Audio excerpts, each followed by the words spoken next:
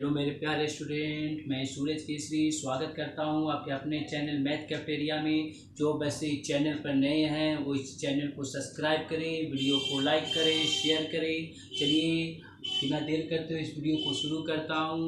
आपका आज का नया टॉपिक है जोड़, जिसके अंतर्गत आप लोग को एपी, जीपी और एचपी के बारे में बताया जाएगा। एपी को अर्थमेटिक प्रोग्रेशन कहते हैं, जीपी को ज्योमेट्रिक प्रोग्रेशन कहते हैं, एचपी को हार्मोनिक प्रोग्रेशन कहते हैं। एपी का हिंदी होता है समांतर श्रेणी, जीपी का हिंदी होता है गुणोत्तर श्रेणी और एचपी का हिंदी होता है हरात्मक श्रेणी।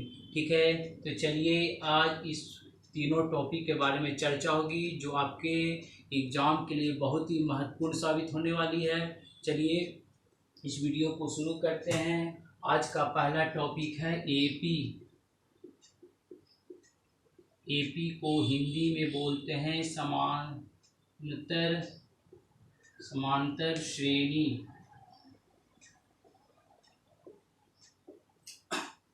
समांतर श्रेणी, ठीक है। एपी को हिंदी में बोलते हैं समांतर श्रेणी। इसे इंग्लिश में अर्थमेटिक प्रोग्रेशन भी कहा जाता है। ठीक है, चलिए बातों को उदाहरण से समझते हैं।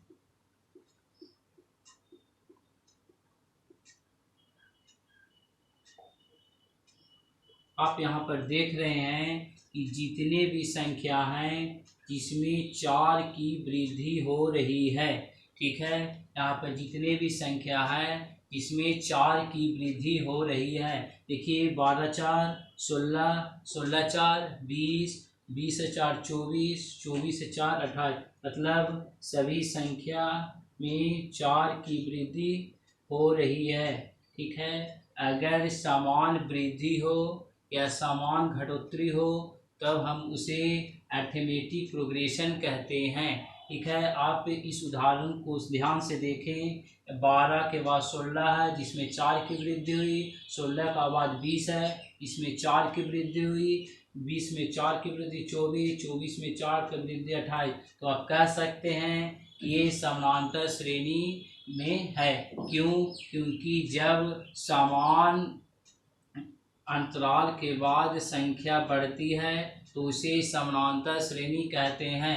समानांतर श्रेणी में आप शब्दों से समझेंगे कि समान अंतर मतलब समान अंतर, जो अंतर होना चाहिए वो समान होना चाहिए। समानांतर श्रेणी को शब्दों से समझें तो इसका मतलब होता है कि समान जोड़ अंतर, मतलब जो संख्या हो, जो श्रेणी हो, वो समान अंतर के साथ बढ़े या घटे।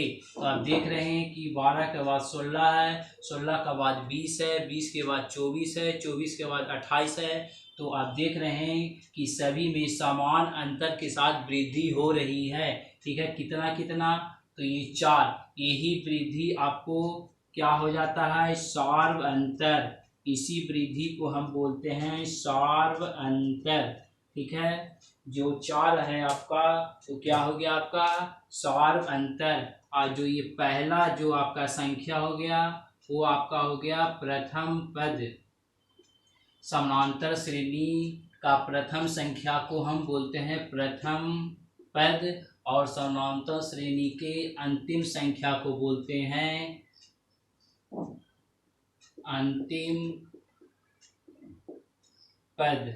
ठीक है, और जो संख्या पिछली वाली संख्या में अगली वाली संख्या को जो घटाकर जो आता है वो आपका सार्व अंतर होता है।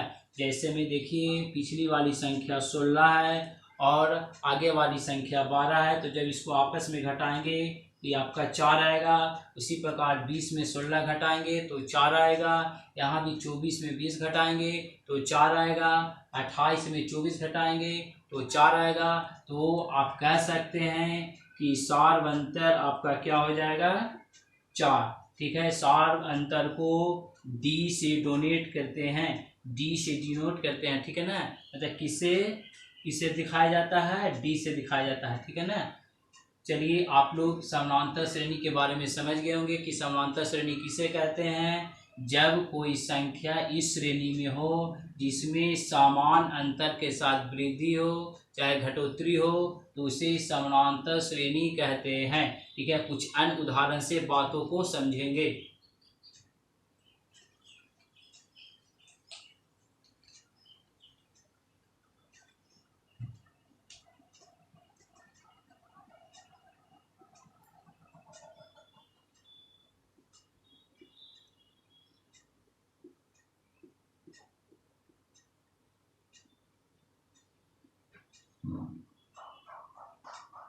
ठीक है, आप देख रहे हैं कि यहाँ पर 17, 15, 13, 11, 9, 7। ठीक है, अब हम इस श्रेणी को पहचानेंगे कि क्या ये एपी में है, क्या ये अरिथमेटिक प्रोग्रेशन में है, क्या ये समानांतर श्रेणी में है।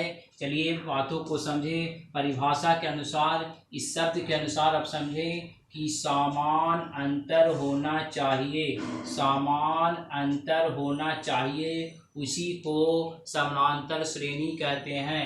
वैसा श्रेणी जिसमें समान अंतर हो उसे समानांतर श्रेणी कहते हैं। ठीक है, तो आप देखें कि पीछे वाली संख्या में आगे वाली संख्या को घटाते हैं तो 15 में से 17 घटाएंगे तो आपका कितना आएगा -2। 13 में से 15 घटाएंगे तो क्या होगा आपका, देखिए पीछे वाली संख्या में आगे वाली संख्या को घटाना है तो आप प्रत्येक बार पाएंगे कि आपका आंसर -2 आ रहा है। तो आप इस उदाहरण से भली भांति समझ रहे हैं कि यहाँ पर प्रत्येक बार आपका अंतर समान आ रहा है। वो कितना है -2। ठीक है, अगर अंतर समान हो तो उसे कहेंगे अरिथमेटिक प्रोग्रेशन, समानांतर श्रेणी। ठीक है, तो ये जो श्रेणी है ये क्या है, समानांतर श्रेणी में है। ठीक है, चलिए अब कुछ अन्य तथ्यों पर चर्चा करते हैं। देखिए आपका ये जो ये आपका प्रथम संख्या है वो आपका प्रथम पद कहलाता है। ठीक है, और ये जो आपका संख्या है वो आपका अंतिम पद कहलाता है। क्या है, अंतिम पद। ठीक है, और जो पीछे वाली संख्या में से जो आगे वाली संख्या को घटाते हैं उसे सार्वंतर कहते हैं।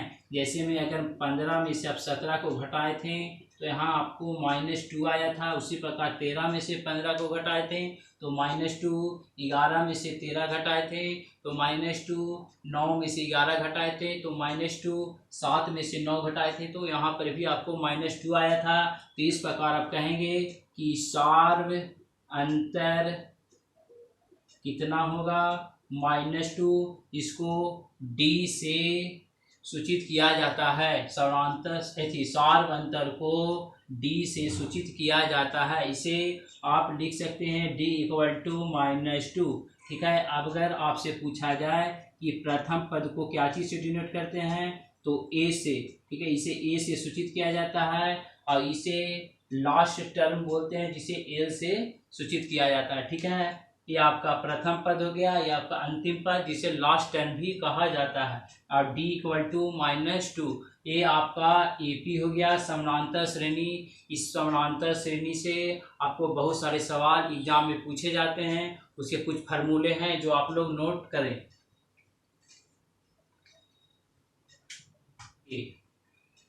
Tn बराबर, मतलब Tn का मतलब होता है nवां पद। Tn का मतलब क्या होता है, nवां पद। Tn का फार्मूला है a + n - 1 × d। आपका Tn का फार्मूला हो जाएगा a + n - 1 × d। मतलब nवां पद क्या होगा, प्रथम पद प्लस n मतलब हो गया संख्या -1 d क्या होता है आपको सार्वंतर। आप लोग भली भांति समझ गए होंगे। ठीक है, अब आपका एक और होता है फार्मूला Sn बराबर, मतलब जो संख्या है पदों का योग।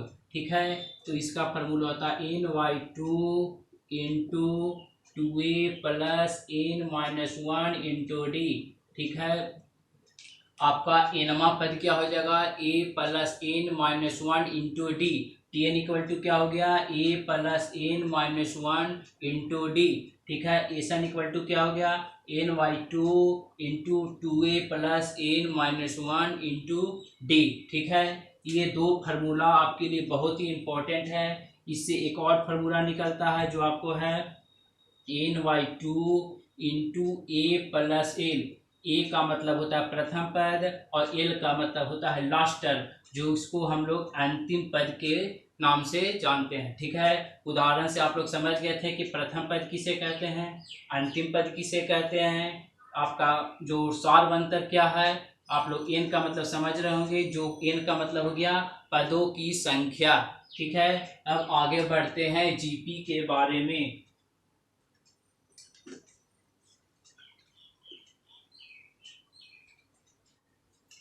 चलिए, अब आप लोग समझे जीपी। जीपी का मतलब होता है ज्योमेट्रिक प्रोग्रेशन। जीपी का मतलब होता है ज्योमेट्रिक प्रोग्रेशन, जिसे हिंदी में बोलते हैं गुणोत्तर श्रेणी। ठीक है, चलिए उदाहरण से बातों को समझेंगे।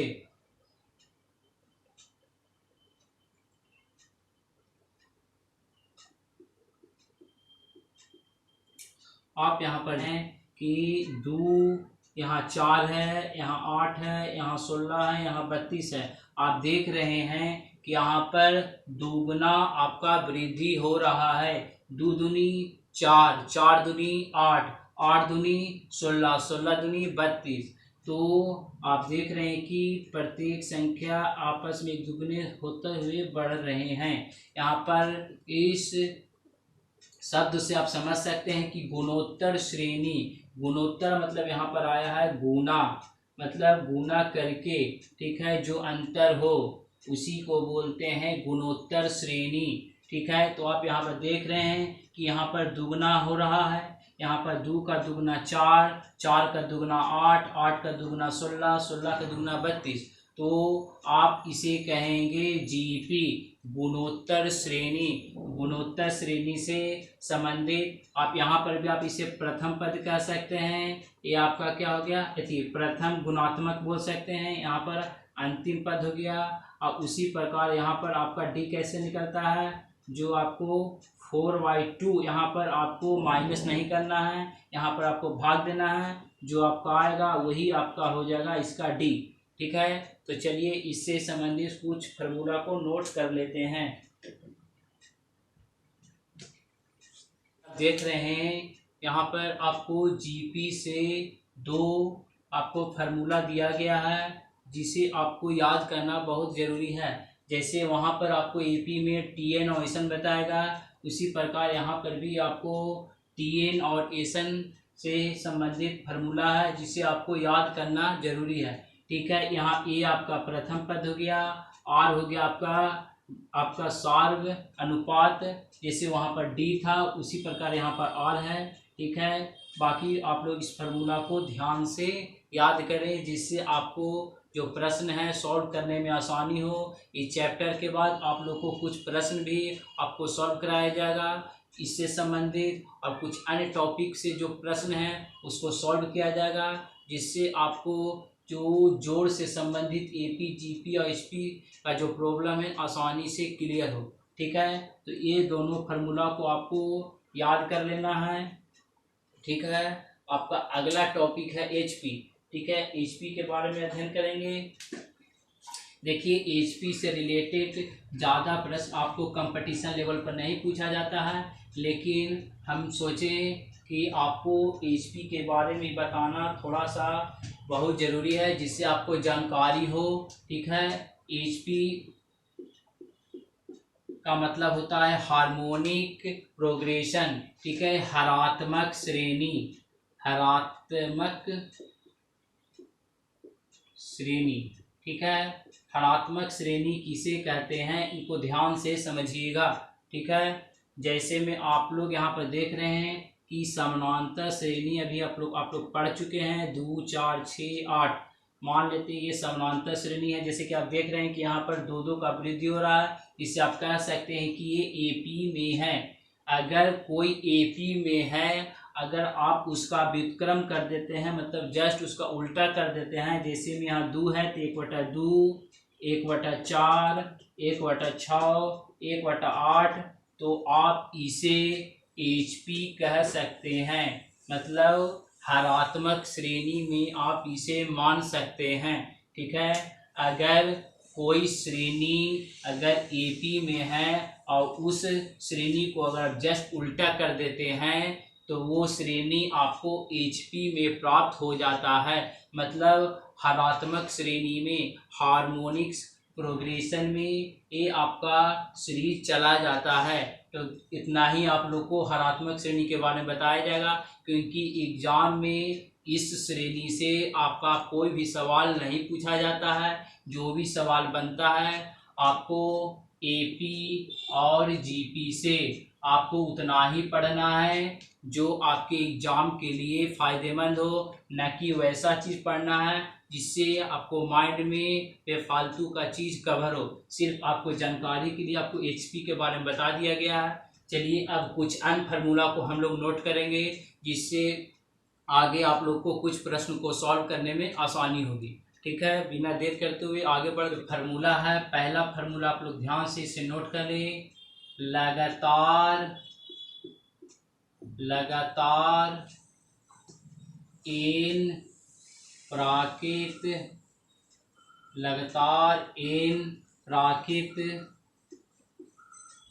संख्या का योग। लगातार n प्राकृत संख्या का योग क्या होता है? इसका फार्मूला क्या होता है? n into n+1/2। ठीक है, लगातार n प्राकृत संख्या का योग n इंटू n+1/2 होता है। ठीक है, कभी कभी आपको एग्जाम में डायरेक्ट फार्मूला भी पूछ दिया जाता है, कभी कभी आपको इससे संबंधित प्रश्न को सॉल्व करना होता है। तो आप इस फार्मूला को कंठस्थ याद कर लें, जिससे आपको एग्जाम में बहुत आसान हो। ठीक है, अब अगला फार्मूला लिखते हैं।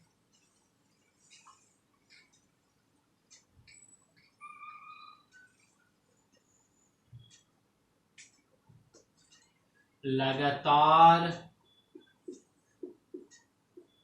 n प्राकृत संख्याओं के वर्गों का योगफल। ठीक है, लगातार n प्राकृत संख्याओं के वर्गों का योगफल क्या होगा? n into n+1 into 2n+1/6। ठीक है, आप देख रहे हैं लगातार n प्राकृत संख्याओं के वर्गों का योगफल क्या होगा? n into n+1 into 2n+1/6। ठीक है, आप लोग को कुछ उदाहरण से इस प्रश्न को सॉल्व करेंगे।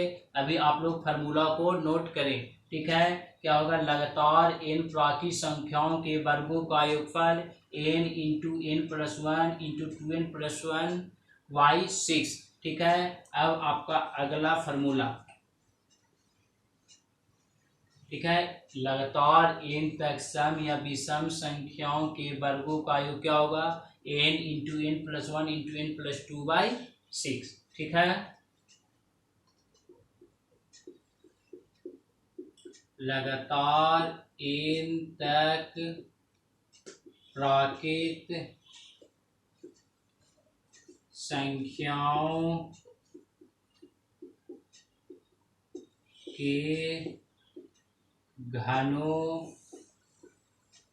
का योग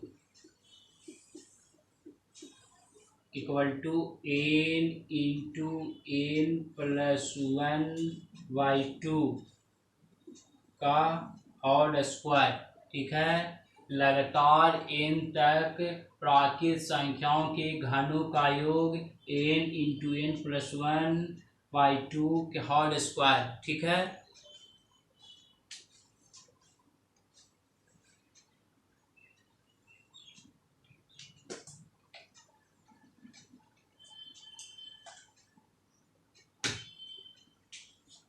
1 से n तक पहाड़ों का योग। 1 से n तक पहाड़ों का योग। 1 से n into n plus n by 2। ठीक है, 1 से n तक पहाड़ों का योग 1n इंटू n प्लस 1/2। ठीक है, लगातार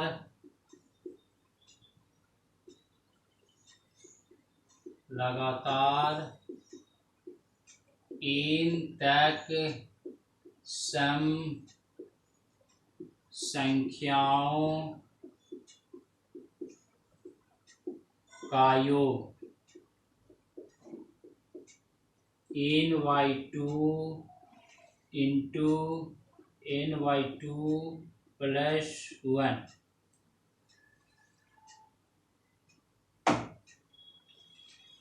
ठीक है, लगातार n तक सम संख्याओं का योग n/2 इंटू n/2 प्लस 1। ठीक है, जैसे मैं आप लोग को पहला फार्मूला बताया गया n प्राकृत संख्याओं का योग। आप लोग का पहला फार्मूला बताया गया n प्राकृत संख्याओं का योग होता है n इंटू n प्लस 1/2। तो चलिए इसी से संबंधित कुछ प्रश्न लेते हैं। ठीक है, चलिए आपका पहला प्रश्न है कि मान लेते हैं कि 12 तक प्राकृत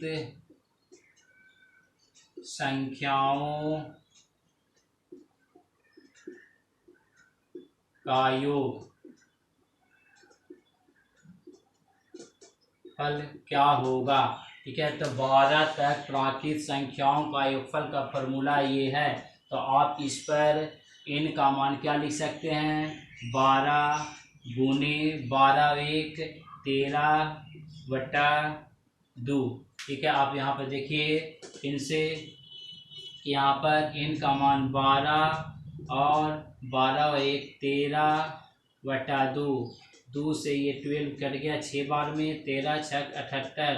तो आप देख रहे हैं कि आपका फाइनल आंसर 78 प्राप्त हुआ। तो आप कह सकते हैं 12 तक प्राकृत संख्याओं का योगफल आपका 78 होगा, 78। ठीक है, आपका अगला जो फार्मूला था उनको ध्यान से समझें। आपका अगला फार्मूला क्या था कि लगातार n तक प्राकृत संख्याओं के वर्गों का योगफल। ठीक है, तो इसका फार्मूला क्या था, लगातार n तक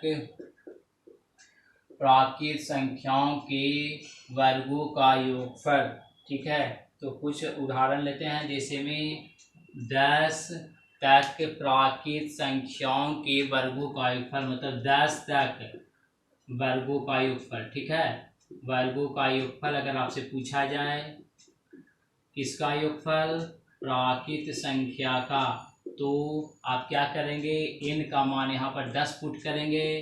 तो 10 और 1 11, उन्हें 10 दूनी 20 और 1 21/6। अगर आप इसे कैलकुलेशन करेंगे वो आपका 10 तक प्राकृत वर्गों का योगफल प्राप्त होगा। ठीक है, तो कैलकुलेट कीजिए, 2 तिहाई 2 पचे 3 सते। ठीक है, 7 पचे 35, 35 में 11 से गुना करेंगे तो 35 35 385 आपको प्राप्त होगा। तो आप कह सकते हैं 10 तक प्राकृत संख्याओं के वर्गों का योगफल आपको कितना प्राप्त होगा, 385, 385। ठीक है, आपका अगला फार्मूला था लगातार n सम संख्याओं का एक योगफल, सम या विषम। ठीक है, तो चलिए दोनों का उदाहरण लेके समझेंगे। अगर आपसे पूछा जाए कि 10 तक सम संख्याओं के वर्गों का योगफल। ठीक है, वर्गों का योगफल, तो फार्मूला भी आप लोग को बताया गया था, n into n plus 1 into n plus 2/6।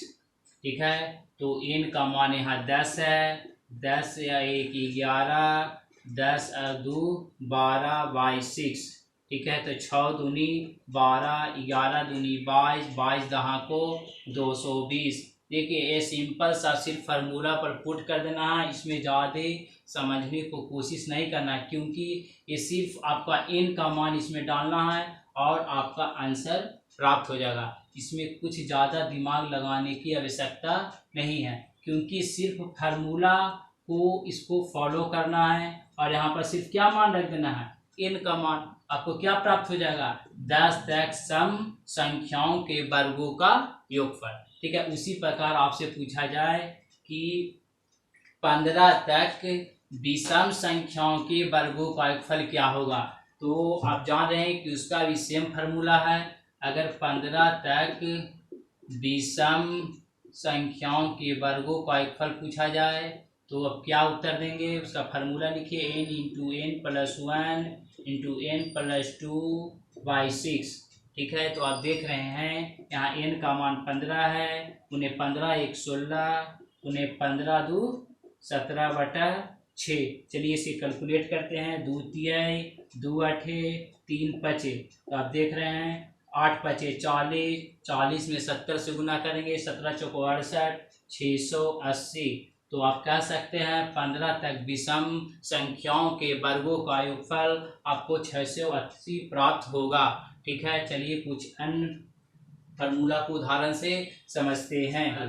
तो उसमें आपको बताया गया था xn इंटू एन प्लस 1/2। तब मान लेते हैं, आप एक एग्जाम्पल से लीजिए कि 10 का पहाड़ा को 15 तक, 10 के पहाड़ा को 15 तक को आपस में जोड़ेंगे तो इसका योगफल कितना प्राप्त होगा।